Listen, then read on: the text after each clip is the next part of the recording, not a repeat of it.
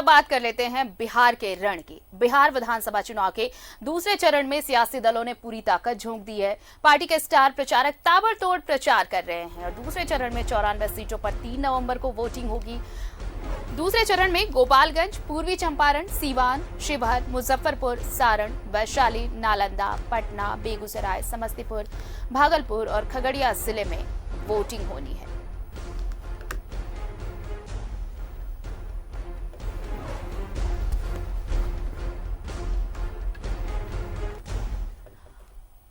और चुनावी हलचल के अपडेट्स ले ले। पटना से हमारे सहयोगी ऋषिकेश जुड़ रहे हैं, सीधे पटना का रुख कर लेते हैं। ऋषिकेश, देखिए जैसे जैसे वोटिंग की तारीख नजदीक आ रही है, चुनाव प्रचार का शोर और तेज होता जा रहा है। सभी दल अपने अपने स्टार प्रचारक के साथ मैदान में उतर चुके हैं और अब 50 से 60 घंटे का वक्त और है जब ये कैंपेन चलेगा। तो सभी दलों ने कमोबेश पूरी ताकत झोंक दी है सेकेंड फेज के लिए।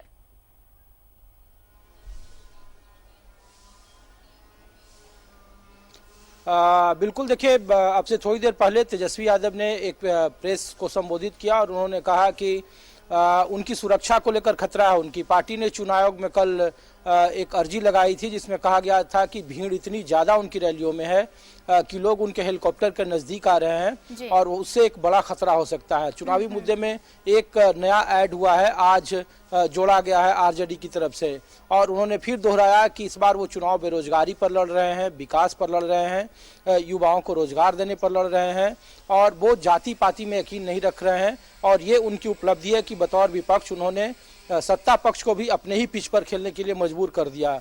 दूसरी जो बिहार में सबसे ज़्यादा प्रभावित करने वाली चीज़ें हैं वो बिहार के मुंगेर में जो गोलीकांड हुआ, मूर्ति विसर्जन के दरमियान जो लाठीचार्ज हुआ, उसमें चुनाव आयोग ने कल कड़ी कार्रवाई की और वहाँ के डीएम और एसपी को तत्काल प्रभाव से ट्रांसफ़र कर दिया। वहाँ दूसरे नए डीएम की एसपी हुई है और अब सीआईएसएफ भी कह रहा है कि गोली उनकी तरफ से नहीं बल्कि बिहार पुलिस की तरफ से चली थी। तो ये एक राजनीतिक मुद्दा है और उसी को लेकर के 12:30 बजे रणदीप सुरजेवाला जो कांग्रेस के मीडिया प्रबंधन और जनरल सेक्रेटरी हैं वो प्रेस कॉन्फ्रेंस करेंगे। एक दिन में तेजस्वी यादव 13 रैली कर रहे हैं, जबकि उनके अपने ही क्षेत्र में इस बार दूसरे चरण में चुनाव होना है, राघोपुर से, जहां से वो उम्मीदवार हैं। 94 सीटों पर जो वोटिंग होना है उसमें आरती सबसे बड़ा सवाल है कि जिस तरीके से पहले चरण में 71 सीटों पर जो महागठबंधन को बढ़ा दिख रही है, जो पॉलिटिकल पंडित कह रहे हैं, उसमें कम से कम अगर एनडीए को सरकार बनानी है तो उन्हें 70 से 75 सीटें जीतनी होगी।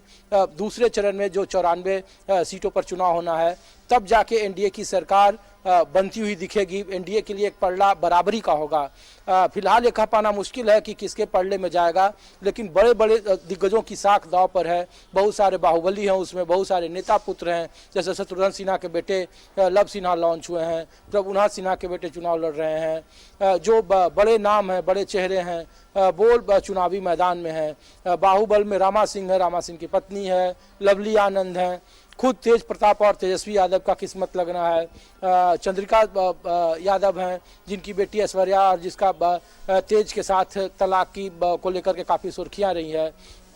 तो ऐसे बहुत सीटें हैं जिसपे सबसे बड़ी चुनौती है और ये एनडीए का गढ़ माना जाता है। इसीलिए तमाम नीतीश कुमार भी पहले एक दिन में 4 रैली करते थे, अब एक दिन में 6-6, 7-7 रैली कर रहे हैं। प्रधानमंत्री मोदी की रैली होनी है 1 तारीख को चंपारण में और 2 अन्य जगहों पर।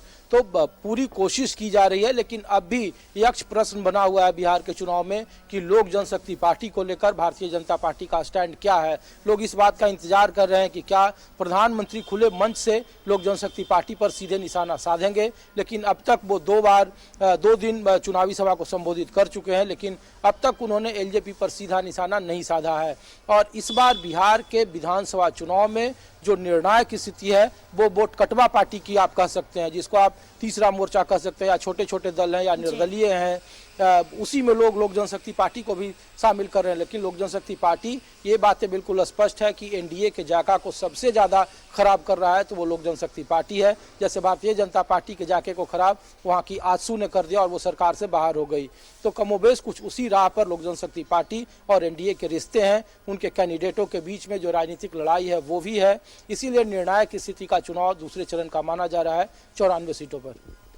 चलिए, तो ये लड़ाई है और इंतजार है अब कि कैंपेन खत्म हो और उसके बाद सेकंड फेज की वोटिंग हो और फिर 10 नवंबर जब नतीजे घोषित होंगे। बहुत बहुत शुक्रिया, और भी अपडेट्स आपसे आके लेंगे। तो बिहार का रण, दूसरे चरण में 94 विधानसभा सीटों पर वोटिंग, और इसे लेकर प्रचार प्रसार तेज होता हुआ। तेजस्वी यादव, तेज प्रताप यादव समेत कई दिग्गजों की किस्मत सेकंड फेज में ईवीएम में कैद होने वाली है।